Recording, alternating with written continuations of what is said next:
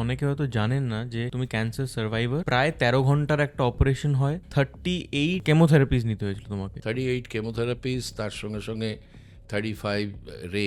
মানুষের মাথায় খুলিটা রয়েছে, তাকে দুটো হাড় ওটাকে দাঁড় করিয়ে রাখে। এই দুটো হাড় এসে এই স্পাইনে ঢোকে, আর এই দুটো হাড়ের মাঝখানে যে ফাঁকটা, সেটা দিয়ে সমস্ত ইলেকট্রিক্যাল ওয়্যারস যায় আমাদের স্পাইনের ভেতর। এটাকে বলে C1 C2।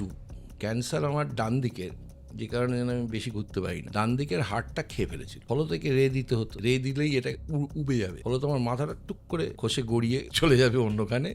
এটাকে আইদার প্লাটিনাম তার দিয়ে মারতে হয়, আর নয়তো বেস্ট প্রোটোকল হচ্ছে ওটা স্টিল প্লেট দিয়ে ফিক্স করে দিতে হয়। এই অপারেশনটা গলার এখান থেকে কেটে হয়, সেইটা না করে আমার মাথার এইখান থেকে পুরো এই অবধি পুরোটাকে ওপেন করে, স্কাল ওপেন করে পুরোটা করতে হয়েছিল।